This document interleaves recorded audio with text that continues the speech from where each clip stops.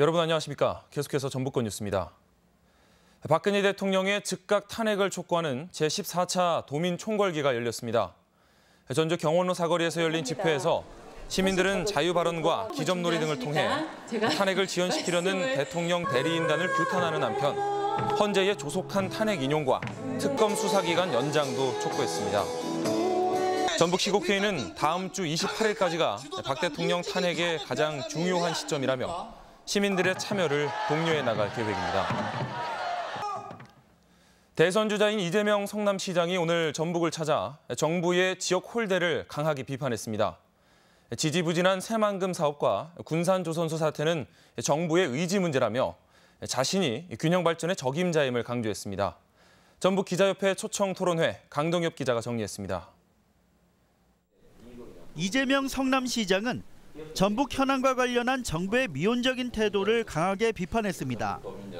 먼저 새만금 사업은 정부가 재원 투자를 미루고 민간 투자를 유치하겠다는 허황된 계획으로 답보 상태에 머문다고 지적했습니다. 군산조선소는 공공용선을 미리 발주하고 정부가 선박 보증을 하면 쉽게 풀릴 수 있다고 강조했습니다. 아주 쉽게 해결할 수 있는 사안인데 정부가 아무 손도 안 쓰고 있다 보니까 결국은 문을 닫고 그다음에 치명적인 피해를 입는 일이 벌어지는 것 같아요. 재벌에게도 쓴소리를 쏟아냈습니다. 삼성이 새만금 투자를 철회한 것은 도민을 외면한 강자의 횡포라며 책임을 물어야 한다는 소신을 밝혔습니다. 전북 홀대를 없애기 위해 호남과 전북을 분리해 개발을 추진할 수 있다는 입장도 내놨습니다. 탕평 인사로 인사차별을 해소하고 공공기관의 지역인재 채용 비율을 늘리는 정책이 필요하다며 공감을 표시했습니다. 정책을 수행할 때 호남의 일부가 아니라 호남권, 전북권 이렇게 할 수 있다고 생각하는데 그건 지금 너무 격차가 심하니까 충분히 그럴 필요가 있다고 생각합니다. 농어민과 청년 등에게 연간 100만 원씩 주는 기본소득 정책은 전북의 연간 1조 6천억 원을 순환시켜 지역 경제를 활성화시킬 대안이라며 포퓰리즘이라는 일부 시각에 선을 그었습니다. 이걸 해당 지역에서만 쓸 수 있는 지역 화폐로 상품권으로 지급하면 지역 경제가 아마 상당히 많이 원활해질 수 있을 겁니다. 최근 인기가 하락했지만 경선을 거치면 다시 반등할 것이라고 자신하며 불평등한 한국 사회를 자신이 개혁하겠다며 지지를 당부했습니다. MBC 뉴스 강동엽입니다. 지난 시즌 아쉽게 리그 우승컵을 놓쳤던 전북현대가 재도약을 위한 출정식을 열었습니다.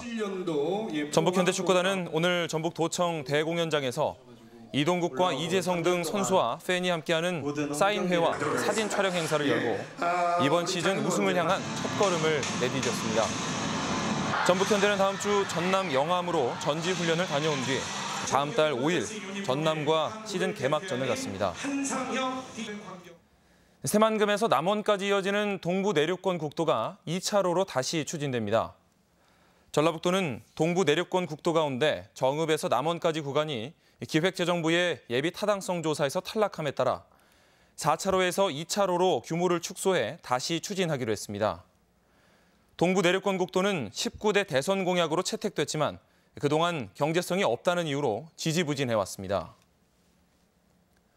초등학교 입학 예정 어린이는 이달 말까지 필수 예방접종을 마쳐야 합니다. 전주시 보건소는 일본 뇌염과 홍역, 파상풍 등 4가지 필수 예방 백신을 무료로 접종받을 수 있다며 이달 말까지 보건소와 가까운 병의원을 찾아주기를 당부했습니다. 초등학교 입학하는 만 6, 7세 어린이는 영유아 때 받은 예방접종의 면역력이 점점 감소해 감염병 발생에 취약한 시기입니다. 적성검사를 받지 않아 면허가 취소되는 운전자가 해마다 늘고 있습니다. 전북지방경찰청에 따르면 적성검사 미응시로 면허가 취소된 인원은 2014년 980명에서 지난해 1,600명으로 2년 만에 60% 가까이 늘어난 것으로 집계됐습니다. 경찰은 일종면허의 경우 취득 직후 10년이 지나면 적성검사의 대상이 된다며 면허 만료일 다음 날부터 1년 이내에 검사 신청을 해줄 것을 당부했습니다. 녹차 등 전통차의 품질 표시 기준이 엄격해져 주의가 요구됩니다. 농산물 품질관리원 전북지원은 올해부터 소비자 보호를 위한 관련법 개정으로 우전과 고구, 세작, 중작, 대작 등 차나무 잎의 채취 시기 등 품질 표시를 명확히 하지 않으면 과태료 처분 대상이 된다고 밝혔습니다. 도내에서도 남원 지리산 허브밸리와 정읍 고창 등지에서 각종 차 생산이 활발해 정기적인 점검이 진행될 예정입니다. 전북권 뉴스였습니다.